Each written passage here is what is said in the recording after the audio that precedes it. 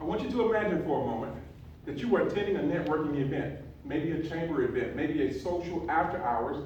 Perhaps you were hosting something at your house or an event you were hosting, but you were at a networking event and you were able to walk in the room and memorize everybody's name on purpose. Of course, that's the only way you can remember it is on purpose, because when you have 20, 30 people in the room, you don't accidentally remember that. But I want you to think about if you were able to memorize everybody's name, and as they were leaving, you said, "Hey, Mike, thanks for coming. Make sure you tell your wife, Beverly, we said hello. Hector, we appreciate you being here, man. Make sure I get your card before you leave. Darrell, man, I really appreciate you. And Jimmy, thank you." And you were able to go around the room and interact some way or another with every single person in the room before they left.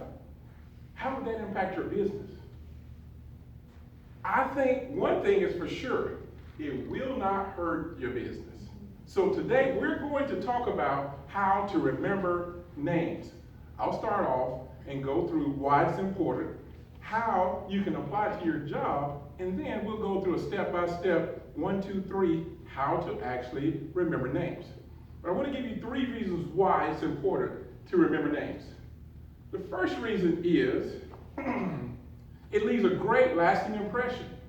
A great lasting impression, meaning, Jimmy, I know you're in the pest control business, and Alan, I know you're an accountant, and Jimmy, or John, I know you are in the insurance business, but even though you're all in different professions, we're all in the same business.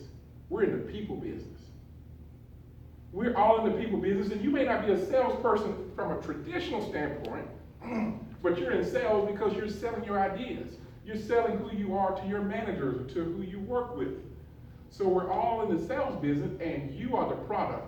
So when you're able to remember somebody's name, when you're able to remember people's names, it leaves a great, lasting impression.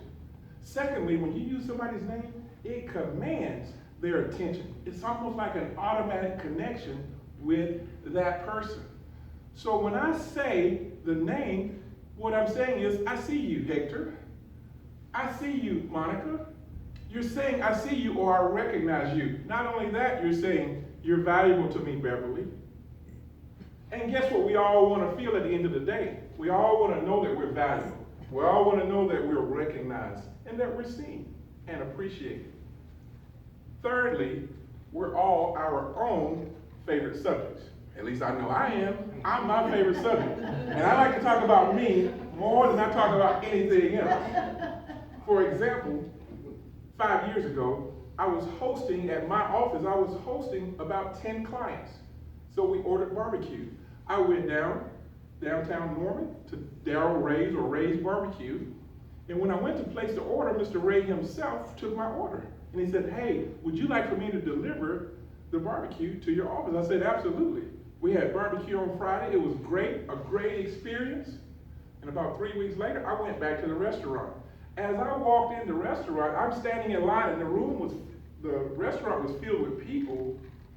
I heard my name in the background, "Hey, Mr. Austin." And I looked up, it was Mr. Ray. Darrell Ray was actually calling my name. I was like, wow, he remembered my name. Guess who has the best barbecue in town? Ray's Barbecue. And if you ask me who would I recommend for barbecue, it would be Ray's Barbecue. So I had a great experience, but he remembered my name. So it wasn't just about the experience, but it was how he made me feel. Zig Ziglar, the greatest speaker of all times, he said, you can have everything in life you want if you would just be willing to help enough other people get what they want. Now let's go through a step-by-step on how to actually remember the names. Let's start with the 3 key points, 3 keys or 3 key components on how to remember names. First of all, you need a place. Then you need a picture, and then you need performance. And I'll go through and explain each one. The place is where you're going to store the picture. Some people call it a place, some people call it a CPEG, some people call it a hook or a file folder. But you need a place to store the picture or to store the name when you learn the name. It's just like if you had a coat closet in your home. When you get home, you take your coat off, you hang it in the closet, and you shut the door of the closet. The next day, when you go to wear that coat again, you go back to that same closet, You open the closet and you retrieve the coat and put it back on. So the place is like that. You need to have a place, so when you go to retrieve the name, you go back to that same place. Now the picture. Number 2 is picture. You need to have a sound-alike picture. And I say pictures and I see your eyebrows going up a little bit like, pictures? Why pictures? I'm glad you asked that question. We need pictures because we all think in pictures. If I said the word McDonald's, you don't think McDonalds, but you might think about the Golden Arches, or some hot fries, or 2 all-beef patties, special sauce, lettuce, cheese, pickles, onions, on a sesame seed bun. Exactly. So you think in pictures. If I said everybody write down or describe your dog or a dog, you would all describe something totally different. Some people may have a big dog, a little dog, a black dog, a white dog, whatever kind of dog you see in your mind. But again, we think in pictures. We don't think D-O-G. So with that said, thirdly, we need performance. Performance is the action, and action is the glue. And the glue or the action needs to be exaggerated or very emotional. Sometimes it can be painful or humorous, but if the more emotions involved, the easier it is to remember and to be able to recall. So it's not just about remembering, but it's also being able to recall the name at will. So let's go through a step-by-step process here using those 3 things: the place, the picture, and the performance. And we'll take a look at a picture here, and let's learn how to remember this name using this particular picture. Looking at this picture here, we need a place, or we can call it a CPEG. CPEG means the first thing you see, like S-E. What's the first thing you see on this picture, on this young lady right here? Oh, black hat. The black hat. Okay, I heard the black hat over here. Let's go with that for the sake of the class and for time's sake. I heard the black hat, so we'll call her Miss Black Hat. Everybody say that? Miss Black Hat. Miss Black Hat. So who is that again? Miss Black Hat. Okay, so that's the place where we're going to hang the name when we get the name. This young lady right here, who is that? Or let me ask you, let me rephrase it. What's the first place you see? Her hair. Her hair. You can see the blonde hair and then the black hair here, so we'll call her Miss Hair. Who is that? Miss Hair. Miss Hair. Good. That's where we're going to hang the picture when we get the picture. Again, we said place, picture, and performance.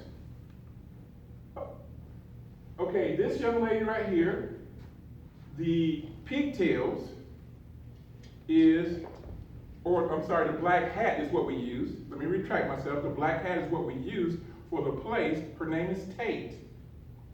Her name is Tate, so with her name being Tate, we'll turn the black hat maybe upside down and have tater tots in the black hat, and she's eating tater tots.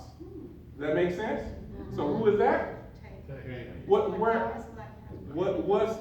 the place where we're going to hang the picture? The black hat. And what's going on in the black hat? She's eating tater tots. Okay. This young lady right here, where's the place? Her hair. Now her name is Elizabeth. Her name is Elizabeth. What's short for Elizabeth? Liz. Now, a good sound-alike picture for Liz is? Lizard. Lizard, thank you. So lizard, I want you to imagine in your mind a lizard is crawling through her hair. Because the hair is the place, the lizard is to remind us of Liz or Elizabeth, right? Yes. So that's Elizabeth right there. So again, we're going back through here really quickly. What's the place? Black hat. What's going on with the hat? Full of tater tots. Okay. Where's the place? Hair. And what's going on in the hair? Lizard. What's her name? Tate. What's her name? Elizabeth. Elizabeth. Exactly. Those are the steps. Step one is find the place. Step 2 is turn the name into a sound-alike picture. Step 3 is to have some performance or action. The action is the glue. And that's how you go through and remember names. Dale Carnegie, who wrote the book, How to Win Friends and Influence People, said, if you remember somebody's name, it's the sweetest sound in any language. So thank you for this portion of the class. We'll take a break. Thanks.